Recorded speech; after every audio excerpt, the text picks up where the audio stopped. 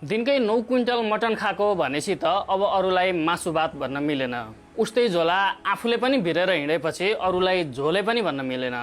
गुट बनाएर राम्रा मान्छेहरूलाई त्यहाँ पनि हराइने रहेछ।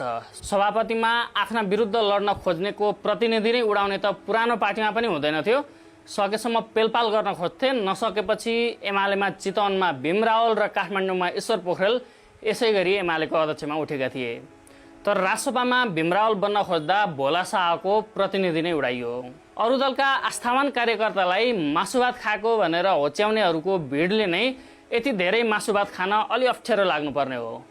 सोभिता गौतम र तोसीमा कार्कीको भोट जोड्दा 1361 हुन्छ, अर्थात् 1361 जनाले दैनिक 900 किलो मटन, एकजनाले नै आधा केजी भन्दा धेरै। यो त अलि धेरै नै भएन र? उनीहरूले के खाए कति खाए भनेर मैले हिसाब राखेको होइन, तर अस्तिसम्म उनीहरूले यही कुरामा अरूको अपमान गरेको चाहिँ बिर्सेको छैन। मासु भाते कसरी बनिने रहेछ भनेर उनीहरूले ऐनामा हेरुन् भनेर मात्र हो। यत्रो पार्टीको यत्रो कार्यक्रम छ, त्यसमाथि सरकारको एक्लै नेतृत्व गरिरहेको मध्य वयसमा हुर्किरहेको पार्टीको यति हुनु उति अस्वाभाविक चाहिँ होइन। तर पनि यति धेरै अरूलाई यही कुरामा गाली गर्नेले कम्तीमा केही नयाँ चाहिँ सोच्लान् कि भन्ने हाम्रो अपेक्षा थियो। रासपाको महाधिवेशनमा अरू दलको महाधिवेशन भन्दा केही फरक भएन। रासपाले आज प्रयोग गरेको electronic voting machine UML Rasapa नै नजन्मी आजभन्दा 12 वर्ष अगाडि प्रयोग गरेको थियो। रासपाको महाधिवेशनमा पनि अरू दलको जस्तै चिट बाँड्ने काम भयो। कसलाई जिताउनु पर्ने कसलाई हराउनु पर्ने भन्ने लिस्ट नै तयार भयो। धेरैले त्यही लिस्ट नै हेरेर भोट हाले र नतिजा पनि त्यही लिस्ट अनुसार आयो।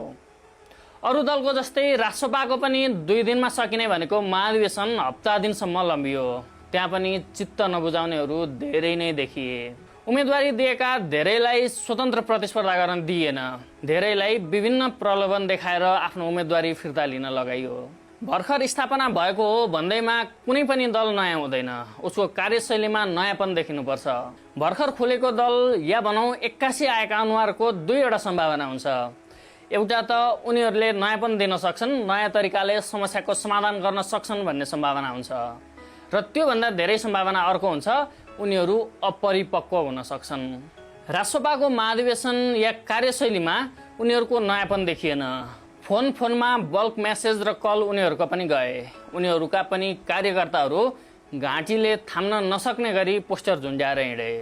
ब्यानर पोस्टर पर्चामा अनावश्यक खर्च उनीहरूले पनि गरे। उनीहरूको कार्यशैली पुरानैको जस्तो देखियो।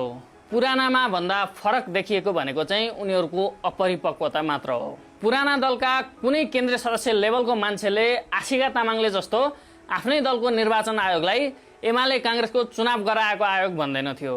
राजीव खत्रीले जस्तो आफ्नै प्रतिद्वन्दीलाई भोट हाल्नु पर्यो भनेर रुवावासी गर्दैन थियो।